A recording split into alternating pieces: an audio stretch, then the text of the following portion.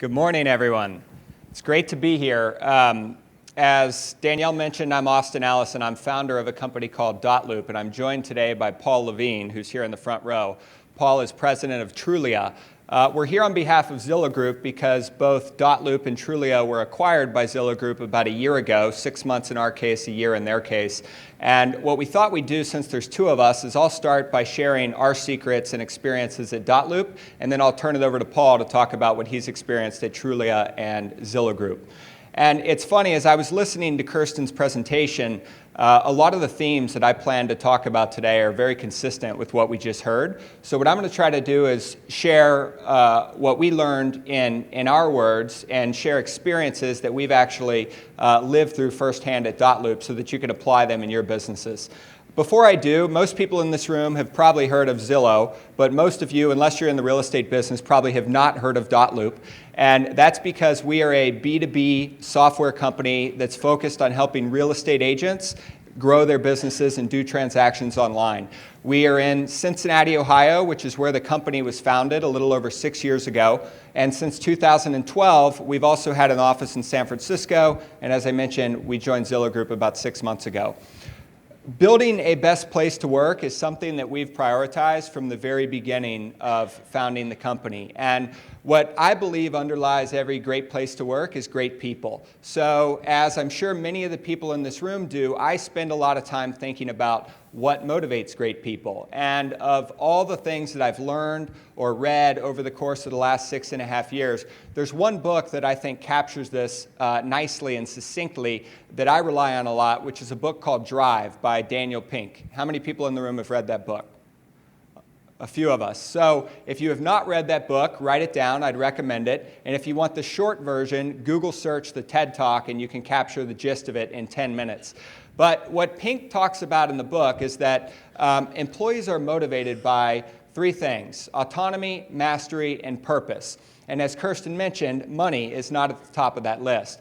Those three themes are things that we've seen to be true over the course of the last 6+ years at Dotloop. So I want to share what we've learned in each one of those categories, starting with purpose. So the number one lesson that I've learned is that you have to build, if you want to create a best place to work, you have to be a company that is purpose-driven. And the reason that purpose matters is because we as human beings are all motivated to be part of something bigger than us. Whether you're Bill Gates pursuing a philanthropic purpose or you're joining a company or building a company, we're all motivated by something bigger.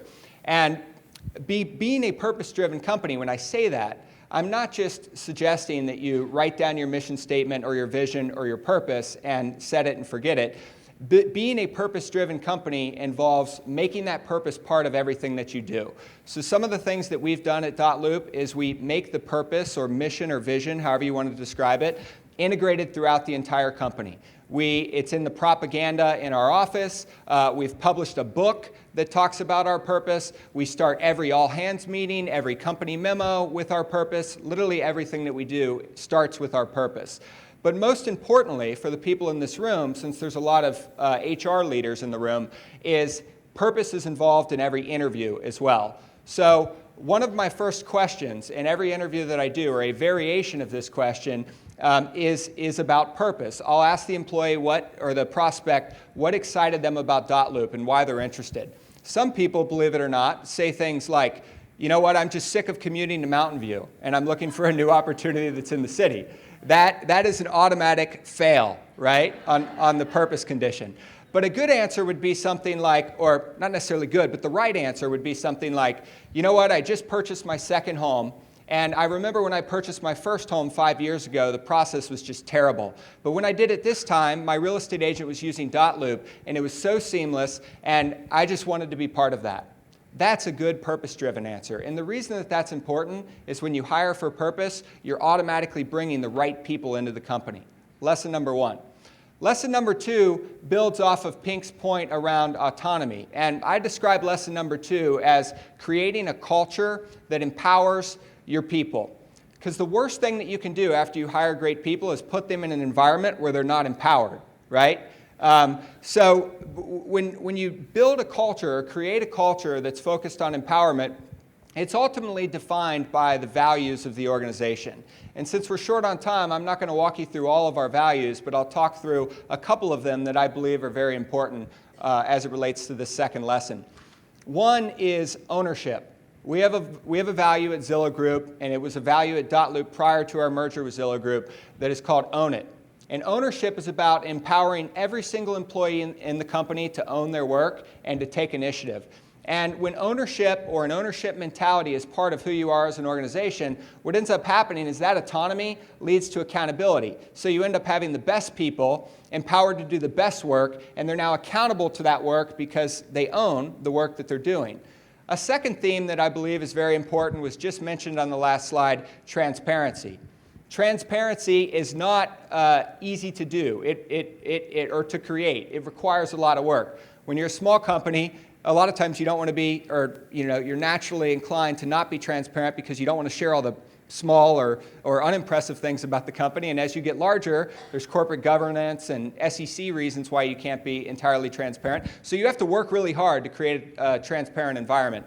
And we do that at Zillow Group, as does Paul at Trulia. Some of the things that we do include the tactical items that you would expect, like during annual reviews, people can see how they rank on a variety of different factors, to more strategic initiatives. Like one of the things that I do for our company, because we're spread across 2 locations, is I have a bi-weekly video that we call the Looped In Video Update. And in that video, I film it. It's about 10 minutes long, password protected, goes out to all of our employees, and they see everything that's happening in the company. The good, the bad, and the ugly. Paul does something similar weekly with a newsletter that goes to our entire office. So transparency is another key theme. The last piece of building a culture that empowers people is to focus and think long term, because short-term thinking leads to micromanagement. Long-term thinking reinforces the purpose and the mission every single day. And when you're a small company, long-term thinking keeps people's eyes on the end game. When you're a big company, in addition to keeping people's eyes on the end game, it also helps to overcome a tendency to be short-term focused. For example, if you're publicly traded and there's volatility in the stock on a near-term basis. If you're a long-term thinker, that doesn't matter. So that's the second thing that we've learned, is to build a culture that empowers people. The third lesson ties to Pink's topic, which is mastery. And I describe this as constantly or never stop investing in your people and your workplace. We would all love to just create a great workplace and let it be and sort of move on to the next thing. But unfortunately, it doesn't work that way. If you want to be a master of your craft, whether you're trying to master a professional sport or you're trying to build a business, it requires a lot of work and a lot of practice. And when I talk about investing in your people, I'm referring to helping your people become masters of their craft. So that includes things like training. It includes investing in benefits. And Zillow Group is really great about this. A couple of what I think are unique benefits that we have. We have a discretionary vacation program where people are empowered to take as much or as little vacation as they want.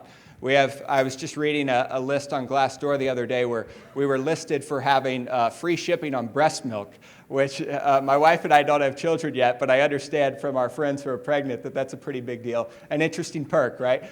We also recently introduced an equity choice program, which empowers employees to choose how they receive their equity. So these are just a few examples of ways to invest in your people. But investing in your workplace is equally important. So all the people in this room that are responsible for building best places to work, you don't get off the hook. We have to master our craft as well. And Glassdoor folks, time to put the earmuffs on. Here's your commercial. Glassdoor is a great place to start. So we use Glassdoor every day. Part of why I was excited to be here today is because Glassdoor has been so helpful to our business at Dotloop and now Zillow Group. And some of the things that we do are we encourage employees to rate us on Glassdoor. We want to hear the good, we want to hear the bad, we want to hear the ugly. We respond to that, so you can look at Zillow Group reviews or Dotloop reviews. You'll see a response to every single review that has been given. And most importantly, we learn from it. But beyond Glassdoor, other things that you can do to invest in your workplace are things like we have cultural awards. So on a monthly basis, we have a Loop Culture Award where we recognize people who embody the core values of the company. We have something similar at Zillow Group, which is called Superstars. And the list goes on and on and on of all these things that we do and that you could and should be doing to create a best place to work. So to recap what we've learned at Dotloop over the course of the last 6.5 years, it starts with being a company that is purpose-driven, followed by attracting great people who are aligned to that purpose. Make sure you're creating a culture that empowers those people to perform at their best. And most importantly, never stop investing in your people and your workplace, because this is a marathon, not a sprint. So before I turn it over to Paul to speak to Trulia and Zillow Group, I'll share just a few words about this because we're 6 months into being part of the Zillow Group family. It's funny, when you sell your company and you start to interact with your social circles, all of which who know you as an entrepreneur, the top question that you get, literally it's right when you meet people, they say, so what's next? Surely you're not going to stay at, insert parent company name for very long, right? And they say that because there's this belief, I think, that once companies get big, they become bureaucratic and not great places to work. And I've found that to be just totally false. And over the course of the last 6 months, our integration into Zillow Group has been amazing. And the reason why is because we have alignment around the things that we just talked about. The company is purpose-driven, surrounded by great people. They invest heavily in culture, and they continue to do it over and over and over again. So thanks again for the opportunity to be here. Without further ado, I'd like to introduce Paul Levine to speak to his experiences, and then I'll come back on stage for questions.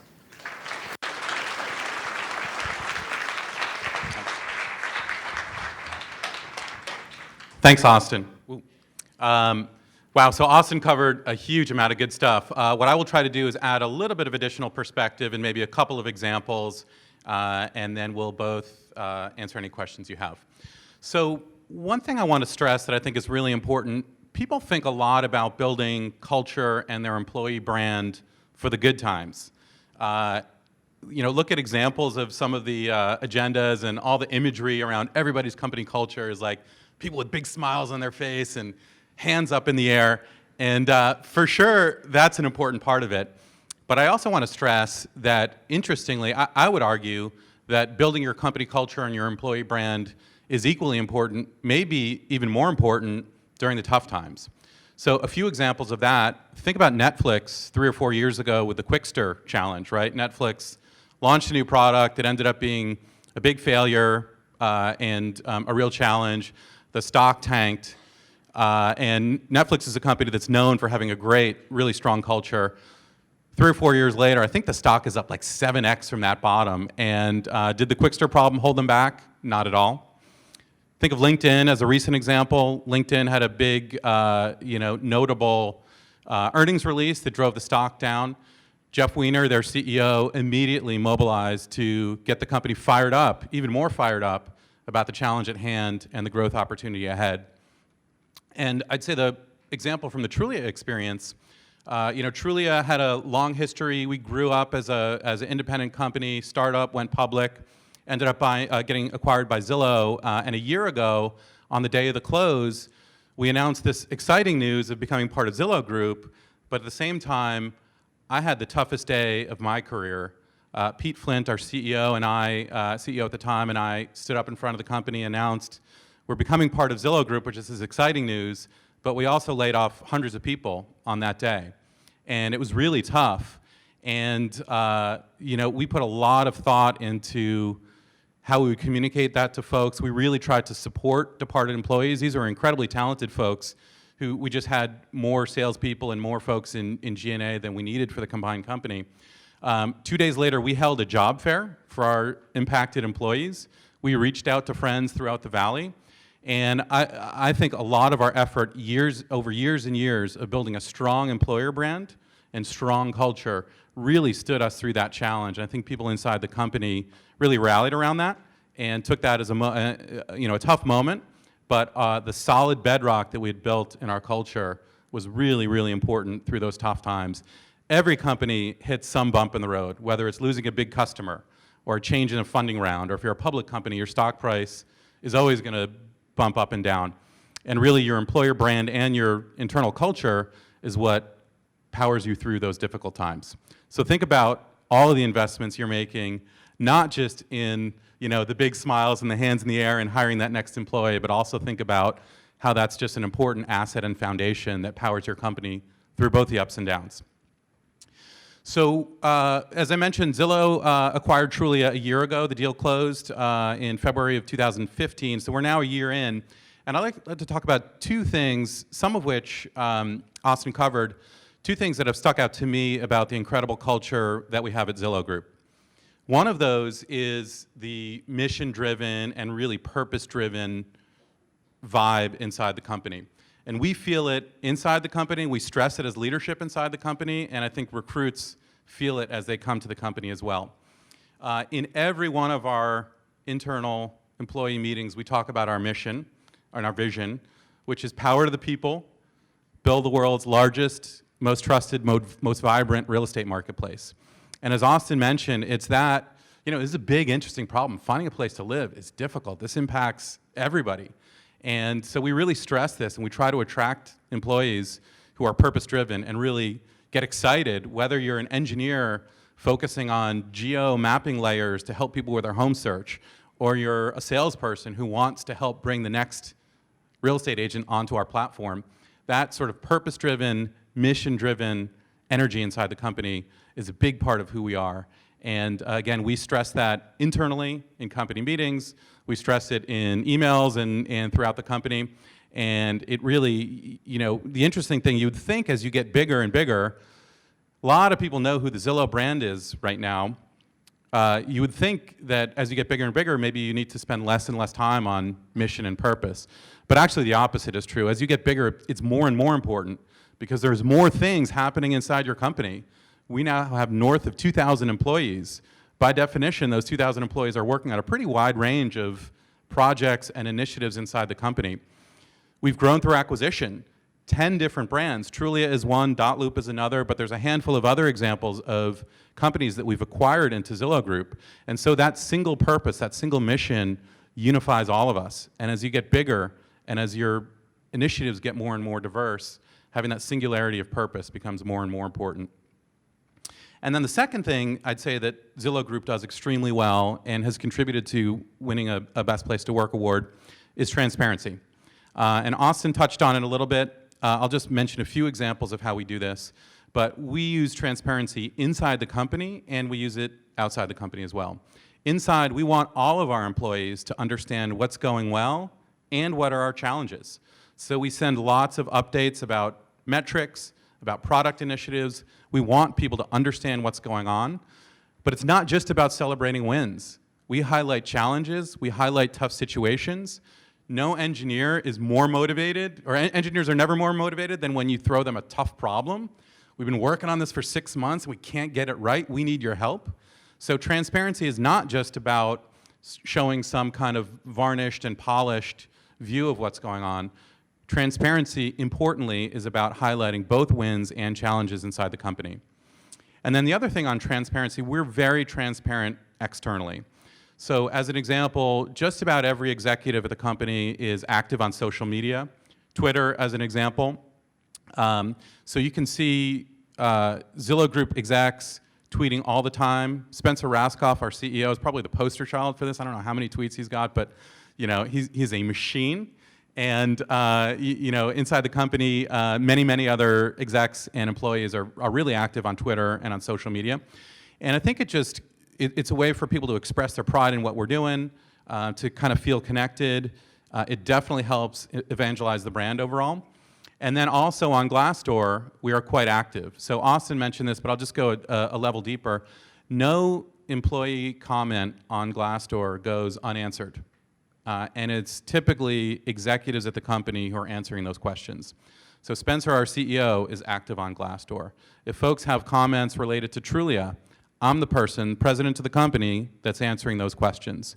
And again, it's not always good news. At times there are people who have frustrations or have issues, but we feel like being visible, being authentic is the only way to go. People expect that in this day and age. So we're very active on social media, on Twitter and Glassdoor just being a couple of examples. And we feel like it helps employees see us as authentic leaders. It helps us know us, trust us. So just to summarize, think of your employer brand and your culture, not just for the building for the good times, but building for the bumps in the road. Be mission-driven and make sure both your employees and your recruits are excited about the one thing that drives your company. What is the thing that unifies your company? And then finally, be transparent and use social media to your advantage. Don't run away from it. Embrace it. With that, Austin, come on up. We'll answer questions.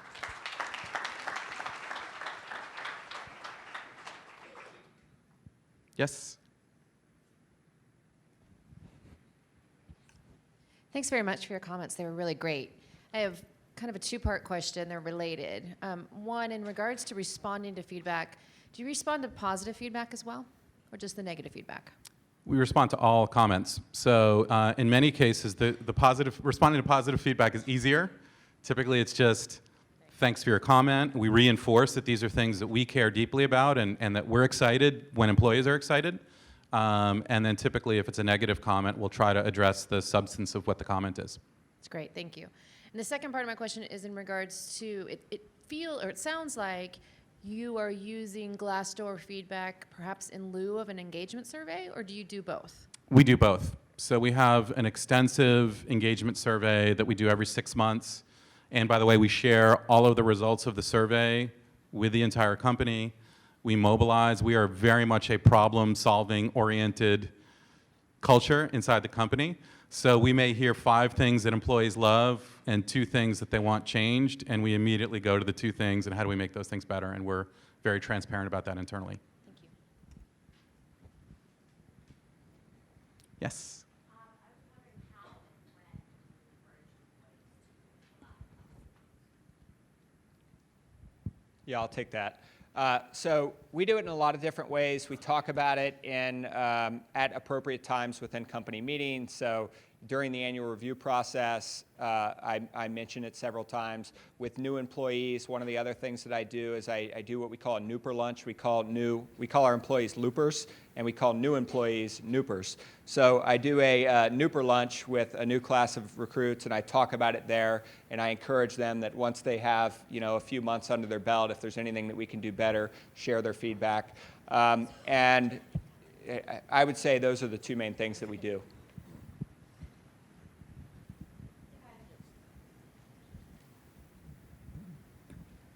If you haven't always responded to reviews, did you see a spike in engagement and positive ratings after starting this program? I don't know that we saw a spike in positive ratings after starting to respond to reviews, but we do. Speaking on behalf of Dotloop, we went through a stage where, I really didn't even know about Glassdoor for years. And once I started to become aware of Glassdoor and we had enough reviews to be meaningful, I started getting involved and started responding. And I would say that we probably did see our ratings go up, but I don't know that it was because we responded to the reviews. It was probably more a result of the work that we did as a result of the reviews. So you learn a lot by reading the reviews. It gives you an opportunity to maintain a dialogue, a public dialogue with the employees or past employees, and I think it helps you to build a better company, which ultimately will enable you to generate better results.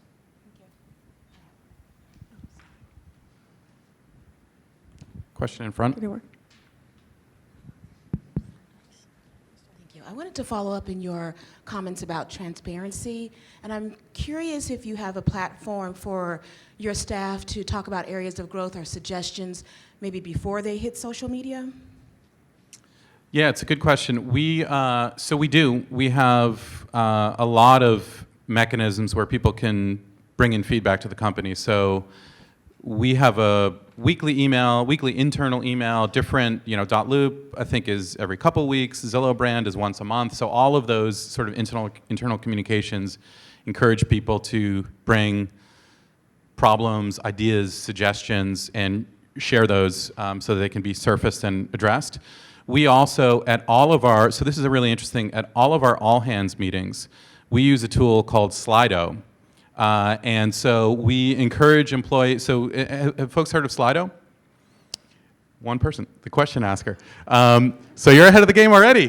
So Slido is a really cool site/app, and basically employees can flag questions that they would like their executives to answer in the all hands, and all employees are on it, and you can actually vote things up.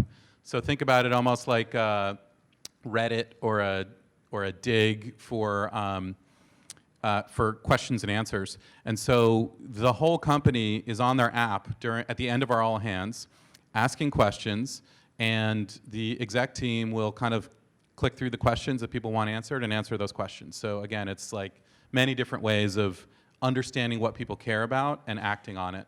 And our philosophy is, like one of my favorite quotes is, sunlight is the best disinfectant, right? So like if there's something bugging people, you want to know about it so you can solve it. Yeah, I would add a couple things to that. It is very rare if I see feedback on Glassdoor that we haven't already heard or that we're not working on. And I would say that if that happens to you, you're missing something, further up the pipeline.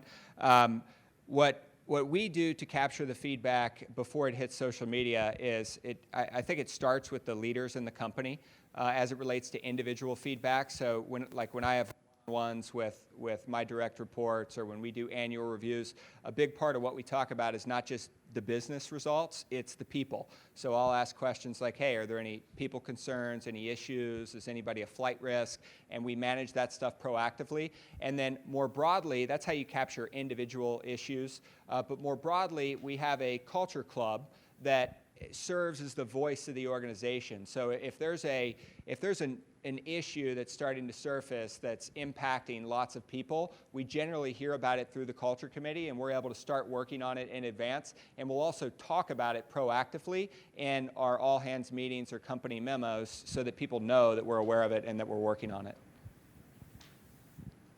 Can you see me? Yeah, can I talk? Yeah, okay.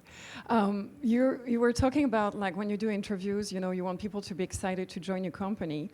My question is, do you expect the same level of excitement regardless of the level of position? And the background of my question is because in my company, we go from recruiting assemblers all the way to, like VP level. And, I have expectation regardless of the position to have people somewhat interested in what we do. But my managers for lower position will tell me, oh, I don't care, like if it's just for the commute or just for the money or whatever, I'll hire that person. And I still believe it's not necessarily. But do you have the same expectation regardless of the position in your company? Yes. Our expectation is that everybody that we hire is motivated by and aligned to our purpose. And I would say that across our whole organization, regardless of the role, people are passionate and energetic about our culture. I would agree. I mean, I think certainly as you go up and go to more senior levels of the company, people may tend to be a little bit more drawn to the purpose and the mission, and sort of excited by the mission. But I would say at all levels, if you didn't walk in the door excited about the mission, you better exit the interview process excited about the mission and excitable, right? Like at all levels of the company, we want people who are excitable. So even if they didn't walk in saying, even they're not only looking at companies that are about real estate or exactly in our space, we want to see through the process that they're excitable and passionate about what we're doing. And if they're not, they're not going to make it. And the second part is you were mentioning something interesting, which is the big, one of the big topics in HR is performance reviews, annual reviews. So are your employees excited about performance reviews? Yeah. And how do you do that? Uh-oh, I got past the mic on that one. I would say people embrace the process, and people actually have been quite appreciative in certain cases of feedback that they might not have otherwise received. I think it is all about how you position it internally. And I think it all is about training your managers and your leaders to deliver feedback that's actionable and clear. And if you can do that, it should be a positive moment for your employees. Yes? We're getting the stop sign in the back. So I wanted to thank everybody for your time, and congratulations on being here.